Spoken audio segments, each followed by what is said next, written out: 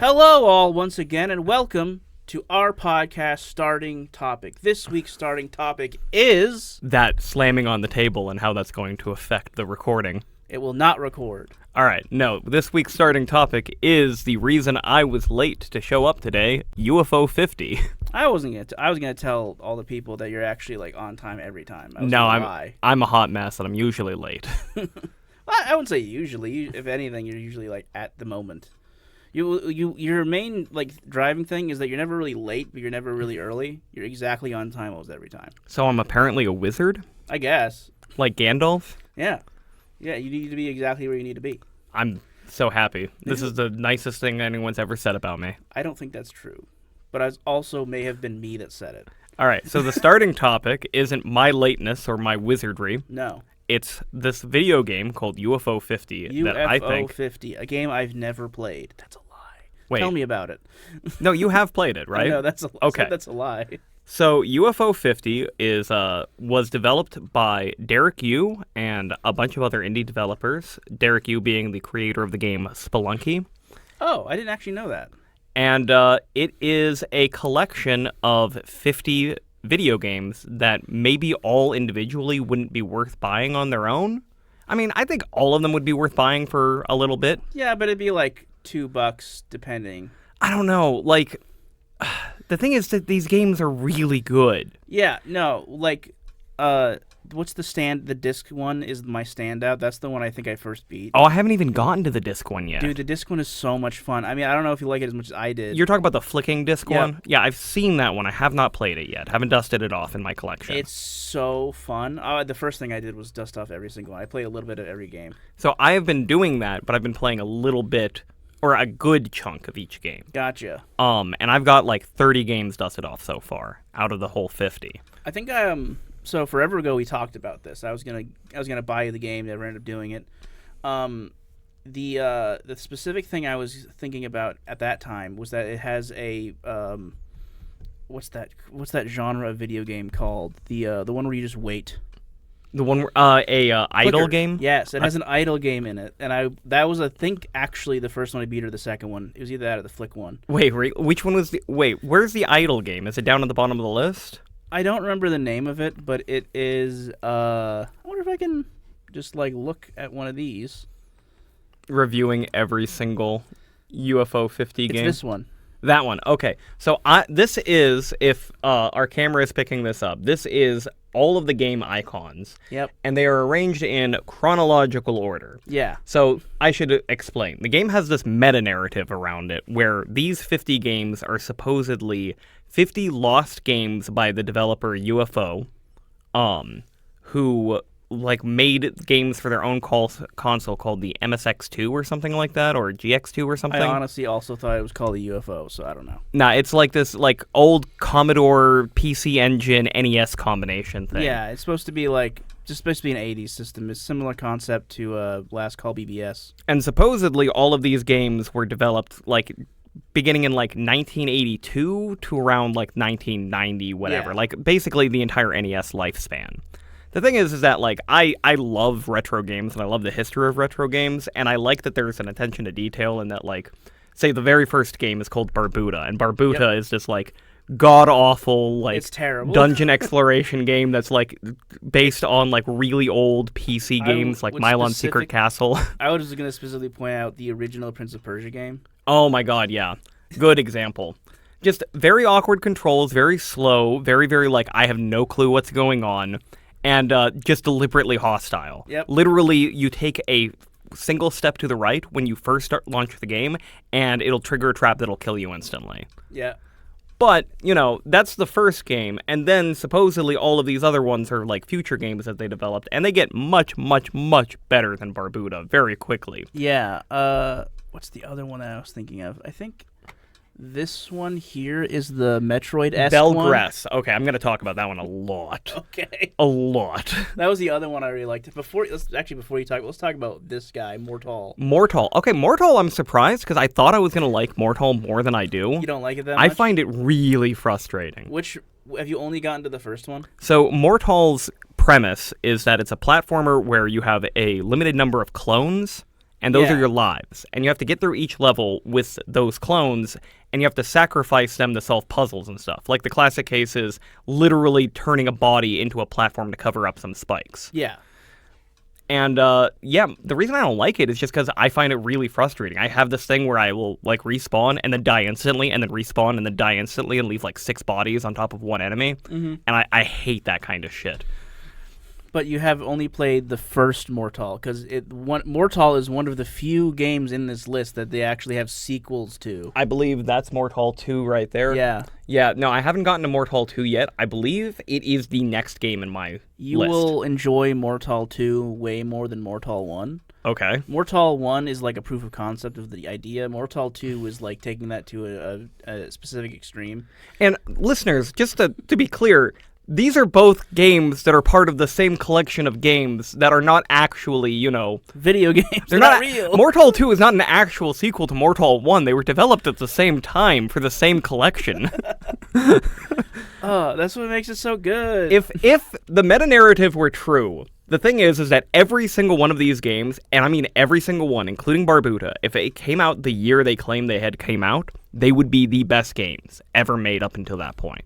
Well, that's true, but part of that comes from, like, technical aspects. Mm-hmm, definitely. Because, like, a lot of the stuff in these games is hard to parse if you know nothing about that era back at the time, which I barely do. Mm-hmm. But I know about stuff nowadays, and I know that, like, having more than, like, 5 colors is, like, a new thing in the past, like, 10 years. Or not 10 years, like, 20. Well, the game graphics are designed to match what the NES output can do. To a degree, but, like, you can tell there's areas where it's like, no, this is clearly, like, a better... It's a little nicer. The thing is that the NES was a powerhouse system when it came... Well, I say NES, I mean the Famicom. When the Famicom came out in, like, 1983, it was the powerhouse system. It was way more powerful than other consoles at the time and had, like, really beautiful, detailed graphics. And that's weird when you think about, like, Nintendo, nowadays. Because, like, the Switch 1 is basically worse than your phone. It's not that surprises me, though. It's, like, little details. Like, we take things for granted, like double jumping, but double jumping is a recently designed video game mechanic. There were decades of video games where no one ever thought, hey, what if you could just jump a second time in the air? Yeah, but the workaround for that was usually you would just jump higher.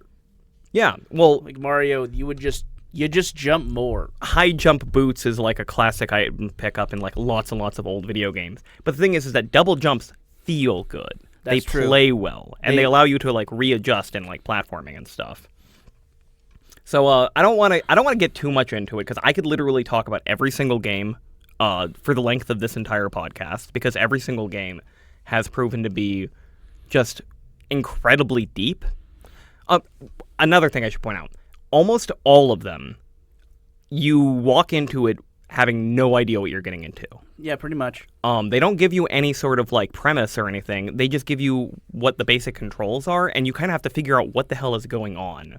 So the second game is called Bug Hunt, and it is like this tactical puzzle game where you control a commando and you've got to kill a bunch of bugs all over this like 8x8 grid. Yeah.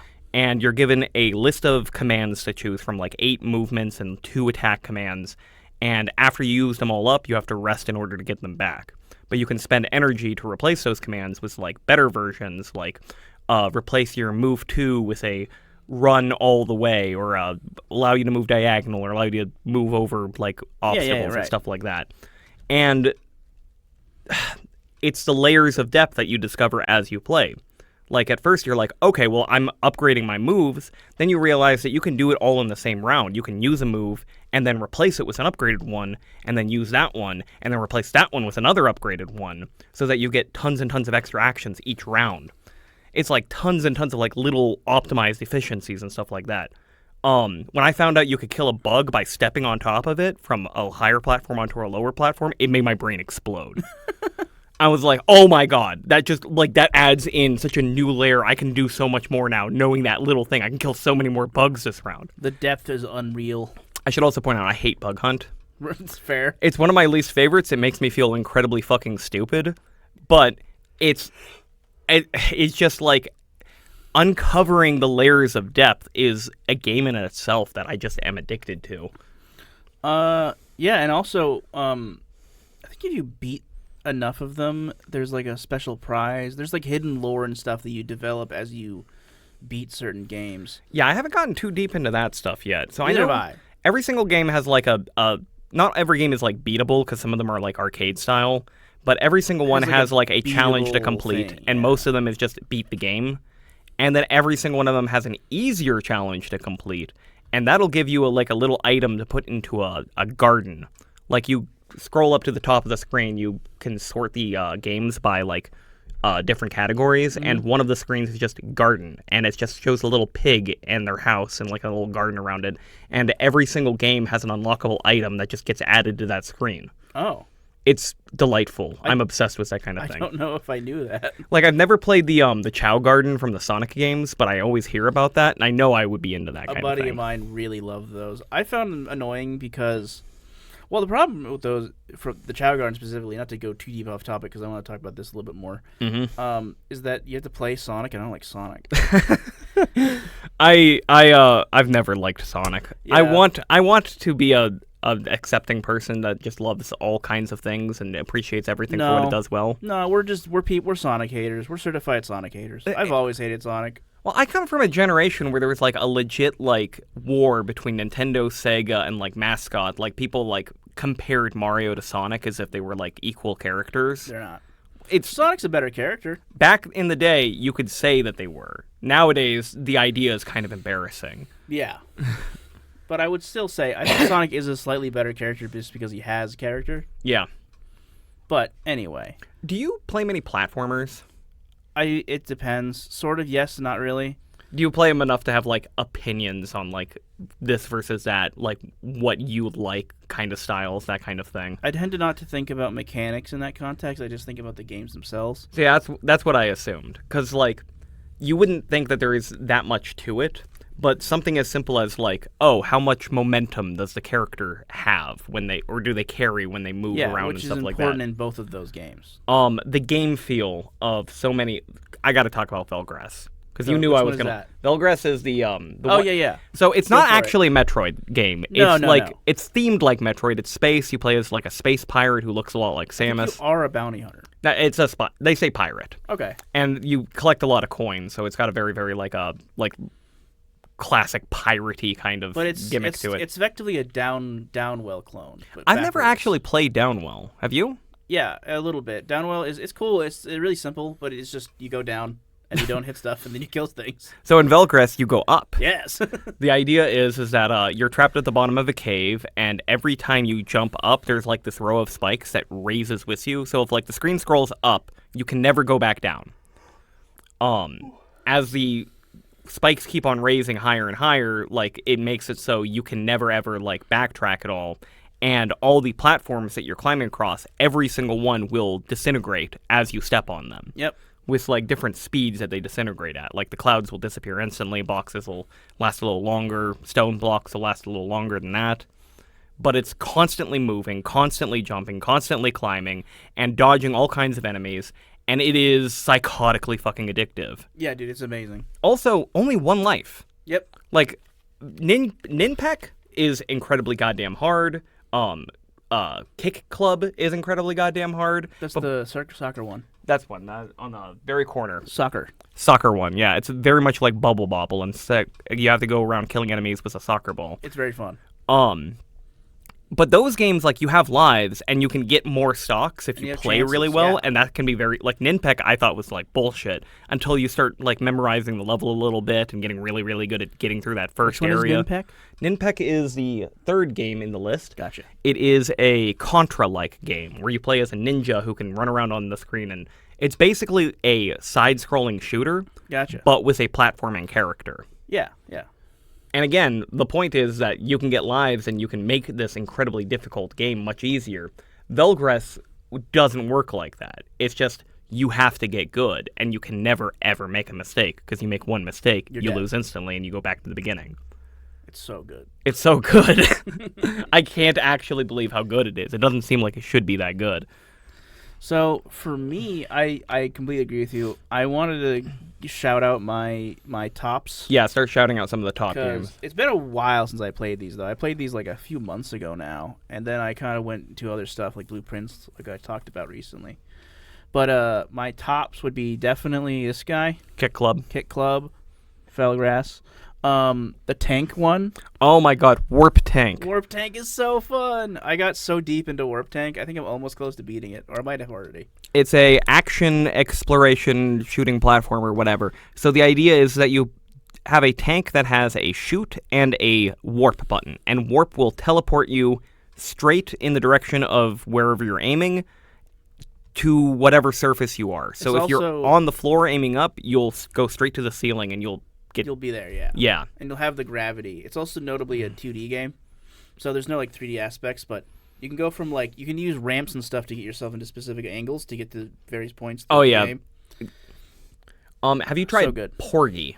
Which one's that? Porgy is that one there next to the I- walrus. That's the fish one, right? I have barely looked at that one. That one is the full-on Metroidvania. That one I think is my favorite one so far. Gotcha. You play as a lady who is piloting a little cute submarine called the Porgy, and she's trying to figure out why all the creatures in the ocean have become incredibly violent. And you just explore underwater caves. You have to gather fuel and missile reserves and take them back to your base in order to like expand your territory. And yeah, just the sheer size of it is insane. My issue with it was that it was underwater. I tend not to like underwater games as much. Oh, really? That's funny because there's a second one called Divers. And that Barely one, played that one. you have played that one? Barely. I played all of them. But That barely. one was really weird, right? Like Yeah. you open that one and it's like, okay, buy equipment. I'm like, what the fuck am I buying? And then the next screen is equip it, and they're like, okay, well, what does it do? And then you start the game and you play as these lizards and you're swimming underwater and it's like, okay, where the fuck do I go? And you touch an enemy and it's like, oh, it's a JRPG. We're playing Dragon Quest or Final Fantasy. Like you touch a guy and it's a first person menu based combat system where you select attack and you select defend and you try to run away if you can't beat them. Yeah. And that blew my mind. I'm like, what kind of game is this? So we got those. I also want to shout out this guy.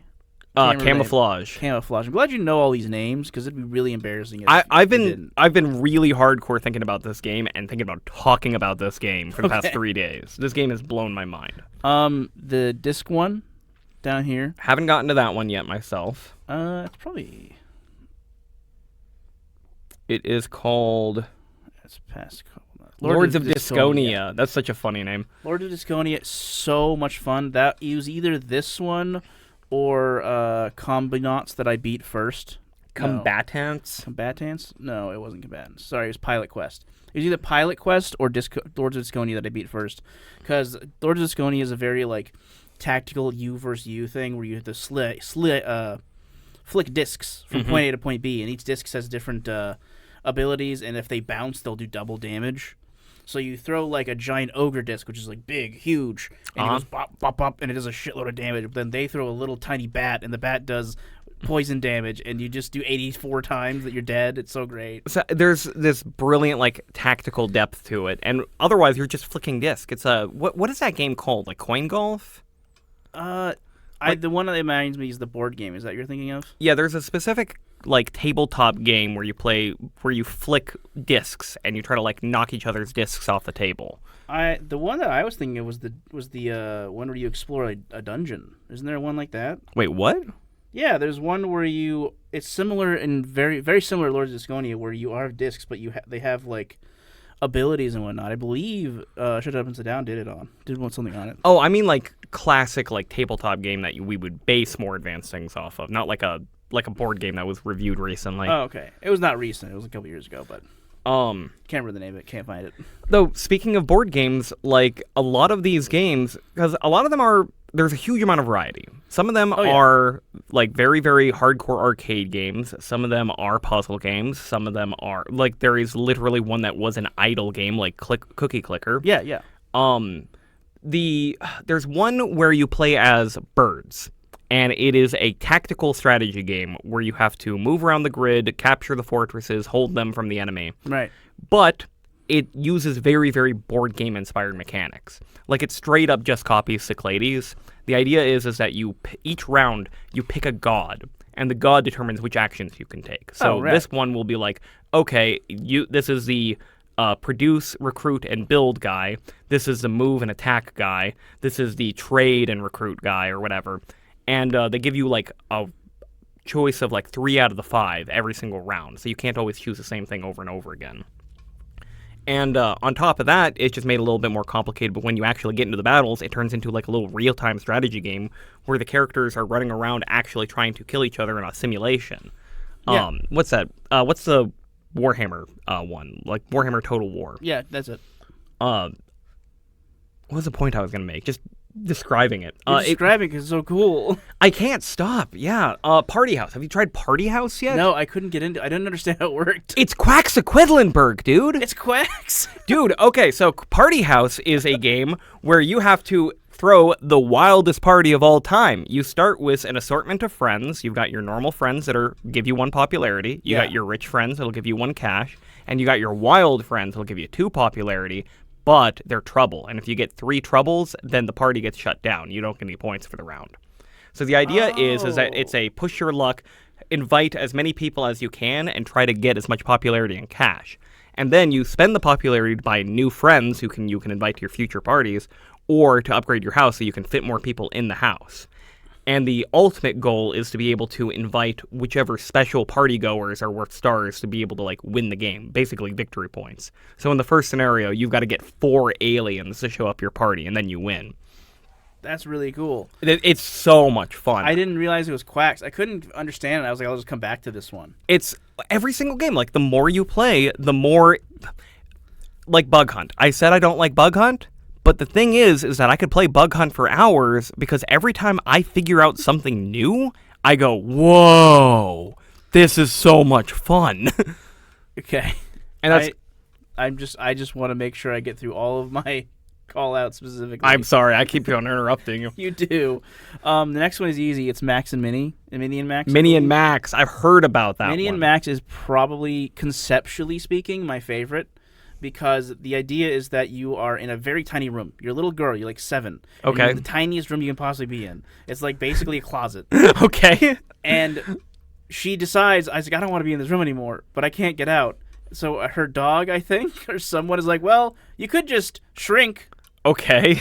And so she shrinks. So the actual map is going from this tiny little room to this tiny little person in this room, and you can go to the different areas in the house. You can talk to bugs, you can do this, and you can go back to being big so that you can get on top of different furniture that you can't do when you're tiny because you're tiny. So the point is that you shrink down and you grow big, and when you shrink, like, the tile-based map actually expands. Yes, So pretty that, much. like, what would be a single tile of the normal-sized map, it becomes, like, a massive room when you're at Vast mini area. level. Yeah. So did you know you could shrink down a second level? You You can shrink down even further. Is that a thing you unlock, or is that a thing That's a thing you unlock eventually. Okay, like, I know that from... I did not get to that point. Have you tried Mooncat? Okay. One more before we Sorry. get to Mooncat. Before I get to Mooncat. Mooncat's a mess. The last one I wanted to shout out because I really enjoyed it was this guy. The car? The car one. I can't remember the full name of it. Seaside Drive. Dude, Seaside Drive is so much fucking fun. Yeah? All it is there's not really, I can't think of the specific comparison except maybe the plane game UFO50, the German word for plane. I know which one you're talking about. Yeah, and the whole idea is you're like a plane, you have like shoot down, it's like very arcadey. It's that, but you're in a car. You're in a car and you can shoot at a specific angle. And you have to keep like making sure that your bullets are good, so you have to drift more. So you go up and then you drift back. And that makes your bullets hit harder. And then you just kill shit. And it's very arcadey, it's very fun. Another weird limitation on all of these games, because all of them are like NES-style games, all of them are 8-bit, all of them are 2D, all of them are simple enough that they can be controlled entirely with a D-pad and just 2 buttons. Pretty much, yeah. And that's more insane than you would think, because even the NES didn't have games like that. No. Usually, like even Zelda 2, you had to map the flute to the select button. You know, there was 4 buttons on an NES controller, not just 2. Yeah. Whereas in this, they managed to do so much with just 2 buttons. Well, I imagine a lot of that has to do with like technological advancements. Yes and no. I think most of it is just really, really well thought out design. Well, that's kind of where I was heading with that point. Is like the advancements lead you to be able to have more buttons, and the ability to have more buttons requires more input. But more input doesn't necessarily need more buttons and transversely. Mm-hmm. So what happens is you get to a point where you have access to an entire keyboard worth of things, but you realize that 90% of the stuff that you need to do can be specifically specialized. So, like, you only need to honk a horn if you're in a car. Yeah. So you can just change the scheme, and then you just kind of do that down to the point where you've got, a total of 6 buttons. See, that's a good example of one of those little innovations in gaming that you would be surprised how long video games were being made before they figured out context-sensitive commands. Took forever, dude. Like, I remember, what the fuck is that? What? Do you hear that? No. No, what do you hear? I just hear like a little tapping, something. Oh, that might be me making my chair click whenever I kick my leg. Is that you? Okay. That's probably me. I'm sorry, that distracted me a lot. I hope that's not on. I'm not gonna be. I hope that's you're gonna have to edit that out. I can't edit it out. It's all staying in. It's all staying in. It's all staying in. Hey Ben, could you tell me about Mooncat? Okay, Mooncat is one of the weirdest games in the entire collection. So you play as a thing? A thing. Like a thing. Like, I don't know what it is. It looks like this weird tumor with legs, okay? Okay. And, Yeah, okay. like, it awakens in this bubble, and when you press right, you go left. And when you press left, you go left.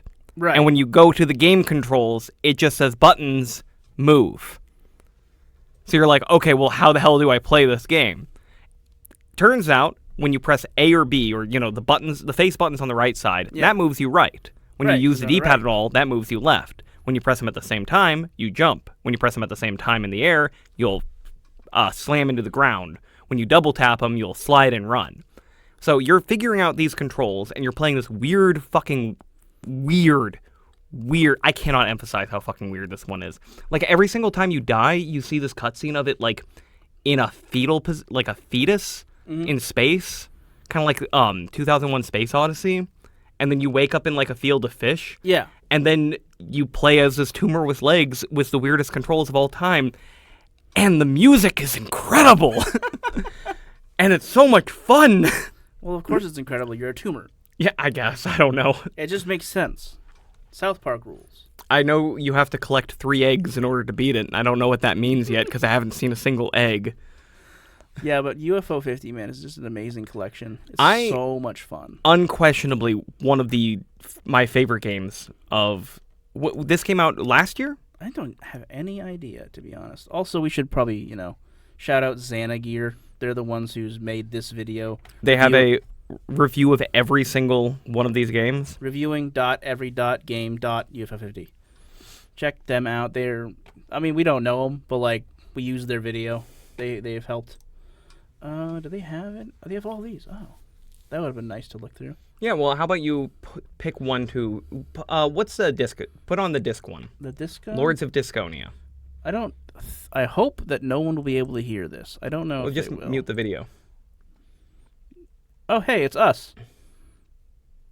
It's us. What do you mean? Dear Mayor, this is Don about Erie. This is a political ad for a someone, I guess. I've had ad block on my computer for so long, I didn't even know local ads ever showed up on YouTube. That blows my mind. I did know that, but yeah. Yeah, this is what it looks like. So you run around this map, this overworld map, and you're trying to get to these buildings and these so that you can get resources, and then you pop in to there, Okay. and then you have a fight. And then this is what the actual interface kind of looks like, and you pick whatever ones you're going for. So those guys, for example, they shoot something. They don't actually shoot themselves. They shoot arrows. Makes sense, right? Okay, and he shot himself He decided to shoot into his himself. own guys to move him forward. Yep. And then he's going to shoot his arrow. I think he's gathering crystals there, because the more crystals you gather, the more actions you can do. That's why they're all over the map. Then you can use that. He's going to get 2 right there. Oh, he only got 1. And then you can also grab gold. So a few of these games, I think that, like, I wouldn't know how you would market any of them, you know? No. Like, I said Porgy was my favorite game, but if I saw Porgy in the Steam store, I wouldn't have bought it. I think well, okay, that is true, but you also got to think about all of these games are in the era where you didn't use anything about gameplay or the video game itself to market the game. You just showed a picture of someone's art from, like, some dude in somewhere who made, like, ridiculously sexy art. That's true. For Mega Man 2 or whatever. So, oh my god. Okay, so do you know how much of a thing that was? Because that was a big part of Nintendo's success, was how they did box art. One of my favorite people online personalities, Yahtzee Croshaw, who I will inevitably talk about more. He used to do a series. I cannot remember the specific name of it. It was something along the lines of reviewing box art, and what he would do is you'd find old, like, NES era, even beyond that, art for the video game, and he would just review that, and he'd critique it, and he'd have a little red pointer and go through every single thing. So I've seen him a bunch of them. I also played a bunch of Gamedle, which is Gamedle? Yeah, it's like you know Wordle. Yes, Wordle is the game where you have to guess the 5-letter words. Same concept, but you only see a section of a video game art. Interesting. Yeah, they're really cool. There's a bunch of... They're called the Dulls. There's a bunch of them. I wonder how good I would be at that. I'm really, really, really good at the game Guess the Game. Guess the Game? How does that play? Well, we're here. You like having a video screen to pull stuff up on? Guess the Game. I have not played the most recent, but I've played all the other ones. So this is it. You look at this and you got to figure out what this game is. Ignore the ads. To me, this looks like a loft.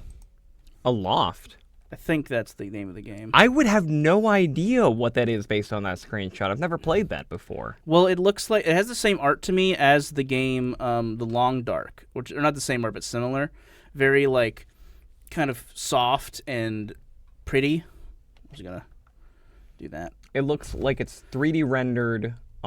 It's got very pastel coloring. But a loft is not an option here. I don't think it's out of early access. So it's not a loft. I also would think Journey, but I don't believe it can That's be not Journey. No. That's definitely not Journey. If I've played the game, I feel like something like this, main thing you need to do is play a lot of games. The problem with that is that I don't want to brag, but I've done a lot of these. And half of them, more than half, in fact, I've never played the game, but I've been able to guess them. How do you do that? I don't know. Like, I can't tell you. Like, this looks like something to me. Like, this could be a Lego game, actually. Vaguely. Yeah, this is a Lego game. This is a Lego game. You can see this the is the Lego Horizon series. Horizon Adventures, I think that's what it's called. Yeah. That's so funny. Holy shit. And I've never played this game. Ever. You can look at 6 screenshots and video feed, and you only got that from the first one? Well, okay, as soon as I figured it was a Lego game, as soon as that point, I was like, well, this looks to me like the Horizon Zero Dawn series, but in Lego, which I know they did recently. So, obviously, it's the only option. Okay, I'm seriously impressed by it. You remind me... So, my dad, if he hears a song anywhere from, like, the 60s to the 80s, he can name that song, who made it, what album it was from, and the year that album came out. They have one of those, too. It's called Music something. I think it's Music Doll. Song Doll. Will not introduce him to that. But, yeah, this is going to feel... I feel annoyed because this is going to seem like I planned this. I did not. I'm very impressed. Yeah, okay. no, I just... And now I want you to shut this off. Yeah, because of the ads. The banner ads are annoying me. I don't want that appearing on our podcast. But that's Guess the Game. I don't know where we were for that. Why did we get there? I don't know. Now we're talking about UFO50. I love UFO50, man. I got to play it more. Do you think we're going to end up talking about UFO50 for the entire podcast? No, because I'm going to stop us. Also, I want to take note that XanaGears' excellent video is only 50 minutes. Wow. That is so cool. Like, that's not that, like, impressive, technically speaking, because you can just do we gotta do, but that's such a good bit. I'm gonna like this video. I can't. I had to sign in. I'm gonna like this video on my phone. We're already giving them free. I just like that they did that. That's such a easy but fun thing. So, listeners, checking out UFO50, highly recommend. Oh yeah, please. Oops. It's so much louder than I thought it was gonna be. All right. Well, what else did you want to talk about today besides UFO50? Well, I don't know if we're gonna be allowed, but I did kind of want to talk about what I brought in my bag behind you. Okay. What did you bring in this bag behind me? It's heavy. Be careful. It's books. Just a couple random books that I bought recently. Oh, you mean we weren't allowed to talk about RPGs because after our very first episode, my RPG writing brother decided to message me and said that we're not allowed to talk about them without him anymore because it is embarrassing him somehow. Okay, to clarify, so I have a brother who is writes an RPG blog post and knows more about D&D than pretty much anyone I know. Like, I consider my knowledge to be pretty high above average, and he blows me out of the water. He devotes his life to D&D and RPGs and that entire hobby. There it is. Why is it not showing? Keep talking. Don't have anything else to say. I was kind of hoping you'd fill in the... Oh, well, I'm trying to find his blog. He runs a blog called Night at the Opera. I thought it was Night of the Opera. Hey, it's right there. No, because it's a reference to the Queen album. Yeah, no, it makes actual sense. I just put the wrong thing in because I was doing it, trying to make it, work. But this is his blog. It's good. I'd recommend it. He's a good friend of mine. And, like I said, an excellent DM, an excellent game master. So I have only had your oldest brother, Sam, as a DM, like, I want to say twice, maybe. For the most recent time was for the wrestling game we played, which I was okay, but I'm not that into wrestling was the problem. And he did a really good job. But I have been told that comparatively, it's, between best DMs in your family, it's your oldest brother and Alex. Sam was the one who introduced our family to Dungeons & Dragons. He got into it in high school, and it spread through the younger siblings. He's the oldest brother out of there's 5 of us altogether. Yeah. And only one of us doesn't play Dungeons & Dragons. Well, doesn't play it regularly. Yeah. Or talk about it or think about it regularly. I don't play D&D. That requires having a group that meets up every single week. Yeah, we don't have that. But I end up thinking about D&D a lot for some reason. Do you? More recently. Yeah, and there's been a comparison in my life of the two of them as DMs, which one's better. And a mutual friend, who I will not name just because I don't know if he's okay with me doing that here in this context. Okay. I want to respect his point of view, his privacy. He's made the point that Sam's the best DM he's ever had. But for me, it's Alex. I am just a very lucky brother. You sure are. If you ever want to play, you got 2 groups. I am not a good DM compared to them. I don't think you've ever DM'd for me besides maybe one time. I don't know. Did you DM the labyrinth, the Blue Dragon's labyrinth? I can't remember more details. I did for a little bit. Was I in Was that? it the Maze of the Blue Medusa? Yes. So did I try hitting on her? Was that my thing? We didn't. I ran that, but I don't think I ran it for you because I Okay. definitely did not get you guys to that Medusa in the middle of the maze. No. It might have been Alex then. I thought he was playing, but we played that. And I think we just started it in the middle and we had to get out. So, listeners, Maze of the Blue Medusa is an adventure that can be run for multiple different game systems like Dungeons & Dragons.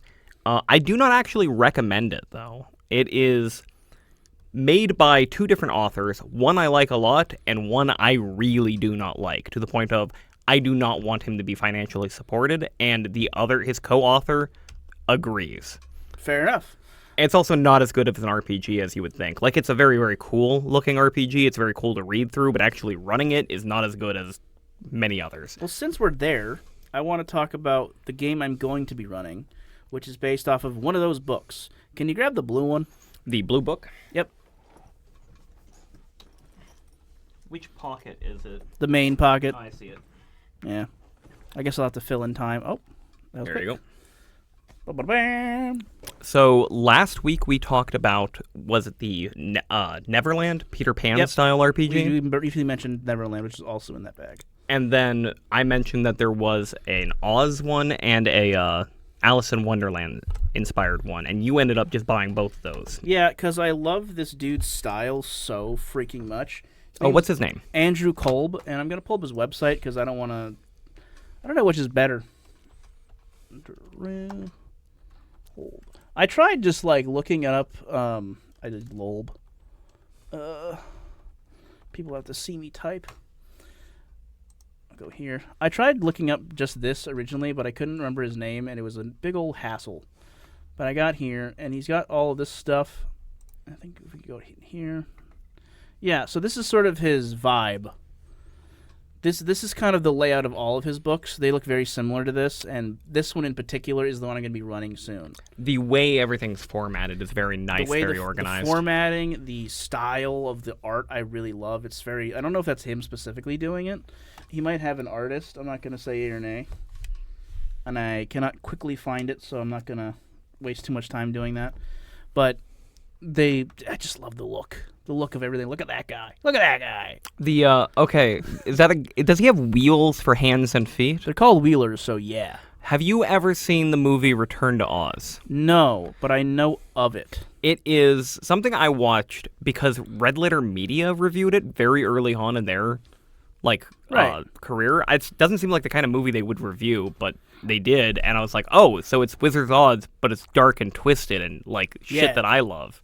And it is just as good as it sounds. Okay. It's fucking weird. It's fucking creepy. The scenes with the Wheelers, because they're like the bad guys, are fucking weird and fucking creepy. Like the way they move is weird looking. The way they look is fucking weird looking. It's like everything is unnerving. Is that one where Dorothy goes back to Wonderland? Yes. And she has the chicken? It is an unofficial sequel to the original movie. It's not made by the same people. It does not have any of the same cast. Dorothy is recast as but with a much younger actor. So she starts in a insane asylum getting electroshock therapy because they don't believe her about Oz. Like that's the beginning of the fucking movie, and it's like, wow, that's such a dark turn on what is on the classic fucking story. She escapes, she like ends up a river or something like that, and she comes back to Oz, and since she left Oz the first time, everything's gone to shit. Right. Yeah, because Oscar Diggs, the old Wizard of Oz, got dethroned, right? Exactly. Or something like that. I don't know. I don't actually know like the lore of Oz. There's an entire book series that existed before that movie came out. I know the name because of this book. Yeah? Yeah. I know most of everything I'm going to talk about because of this book. And I don't want to stop you, but I do need to because we don't have all the time in the world. I don't have anything to say. Good. I wanted to bring up what I'm into about this book, what I like about it, what I'm planning to do with it. So first of all, I'm running this in Fist, which I know I've told you about, but I haven't told our audience about.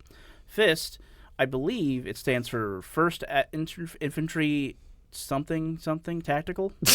maybe look it up. I had such a good idea of what it was a second ago. As soon as you have to remember something on command for an audience. I was like, when I started. Is it an RPG system? Yes. So do RPG. When I started that sentence, I was gonna go crazy. Okay, I was going crazy with it. Freelance infantry strike team.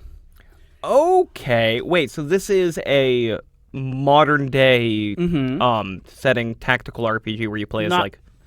Well, okay, so part. Tell me about it. My experience with this is very specific. I bought a Humble Bundle that had like over 1,000 games during the for support for the Ukraine war. Okay. This was one of the games in it. I read the whole thing, and my initial thought, and maybe they had this written somewhere, but the subtext that I got, ultimately from nowhere, because they don't say any of this, is that this is like a Cold War era, like spy thriller game. Okay. But you're playing as like the offshoots. For me, the way that I interpret it, the way that I kind of run it, is you're playing Hellboy. Interesting. You're playing as like a team that would be within the Hellboy universe. You aren't like Hellboy himself, obviously, because that's like a whole thing. But you have a group of weirdos that have specific powers that are really cool that you can develop in the actual game. They have it all set up, and then you go off and do secret missions. So what you are going to try to do is you're going to run a campaign where you play as government agents. No. Well, not exactly. Okay, so what would you be? Well, so you are funded by the government, but Fist is an off-the-book organization. The point is that you're like modern-day secret agents. Kinda, yeah. You got guns, you got gadgets, Yes, and you're in the world of Oz. Yeah, okay, but think of it more grungy, because you got guns and gadgets, but you had to buy them yourself. I need you to run this game for me. Can I be in this campaign? I guess it's the one I have with Will. But an important note, you're not going to start in the world of Oz. It starts outside of the world. You have to go to Oz. Why do you want to combine these two things? Because I really like this system, and I really like this book. This is like my favorite system. It's a D6 system, so it's not compatible, but I'll make it compatible. I have the information I need, and I like the combination of them. I like the idea of, like, because this has so many cool abilities and traits. Like, you have freaking Icebreaker. You know how to get the party started. When you land the first strike in the fight, gain a war die and deal double damage. Take double damage when you are struck by an unexpected attack. That's just a bunch of babble to me, without context. I didn't actually... Is it a very combat-focused game? No, it doesn't have to be. It's as combat-focused as any game, which for us is never combat-focused because we don't care about combat as much. Let's see. We have these that are a little bit cooler. I have a feeling that Alex is once again going to be annoyed by our D&D talk this week. I'm sorry, Alex. Janitor, I'm not. You can clean up any mess in minutes and always have the supplies in hand to do so. Wait, one of the traits you can just pick for your character is that you can clean shit up? Yeah. Like, let's look at the number here. 352. 352 different options here. There's more than that. There's like 500. And then there's roles. These are like what the background for your character, and you'll have stuff like nihilist. Describe how you arrived at the ultimate conclusion. Nothing truly matters. Advance if you showed no fear of death and no self-preservation instinct at any point during the mission. So wait, these are role-playing yeah, so you commands? have to pick one of these and then 2 traits for your beginning of your character, and one of these is just sort of defining like how you would continue and advance. Punk. Describe a long-standing oppressive establishment that hurt you. Advance if something you did weakened that establishment or meaningfully helped people who were also being oppressed by it. Yeah. Down with the capitalists. Exactly. That's the sort of stuff that you do in the game. It's so good.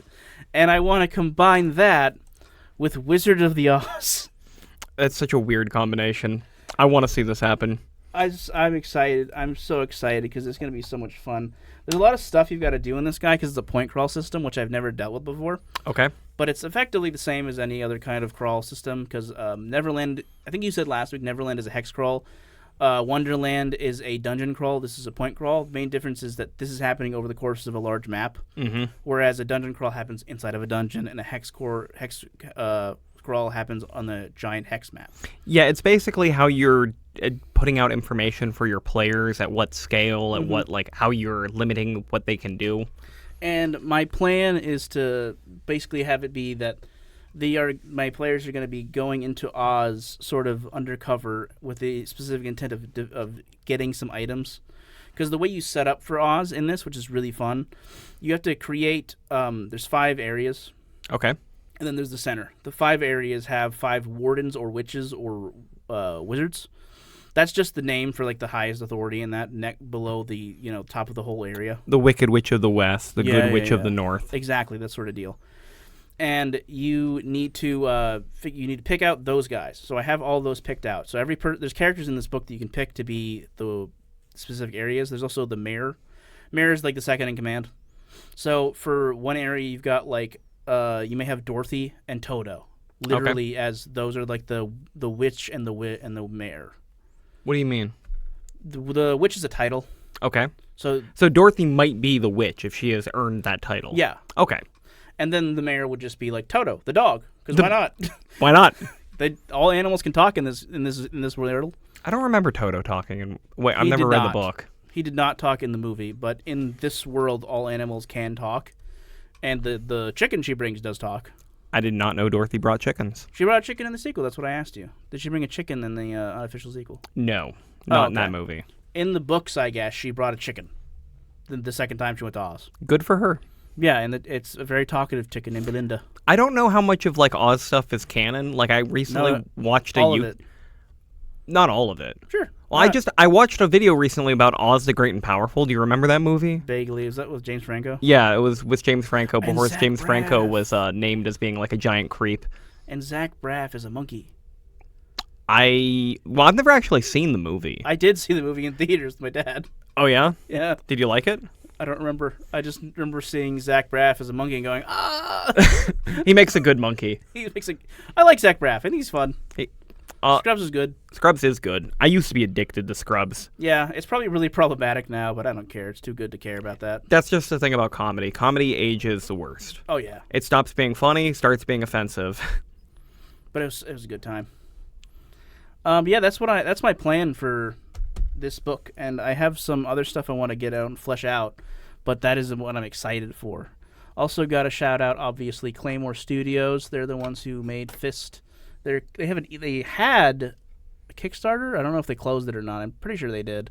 Like a year ago, they're going to have an actual physical copy. I backed it. I'm hoping to get that soon. Generally speaking, in the RPG space, if you see creators making good shit, just follow what they do, and like they're going to keep making new shit. They're going to keep on making new good stuff. I would be wary about joining Kickstarters, just from like the potential possible, because there's a million examples of like someone who like has a good track record making a really cool product, and then as soon as they do something with money, you give them money to back it, and then immediately they have money, and that all like goes down a hill.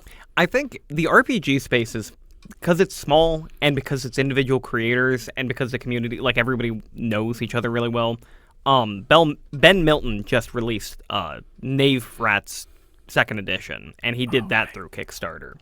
And like that's the classic case of this is a creator who has been in the community for a really long time, who has made a bunch of things that everybody really likes, who has supported other creators by like reviewing their stuff and getting attention on it.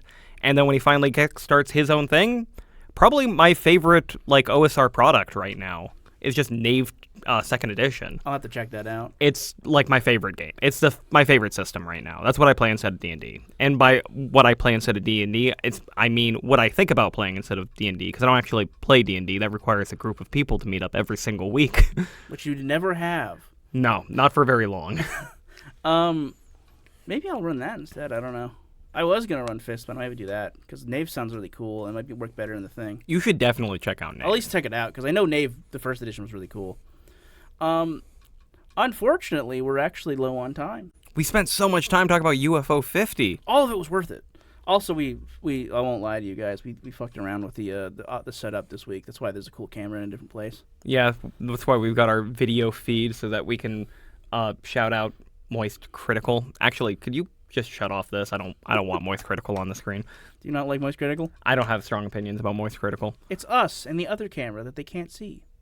They can see it now because they can see it through that camera. Yeah, but they're never going to know. They can't really tell. Is that one just pointed at you? No, that's not that one. This one. Yeah. Let's put that in the camera. There we go. Now you'll never know.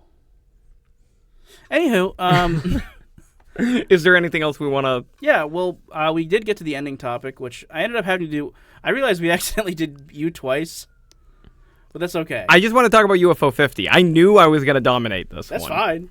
But I wanted to bring this up anyway. That's the only thing I could think of, because this is all... I was thinking on the way here, like, what do I want to talk about? This is like the only thing I got to talk about this week. I didn't really do much.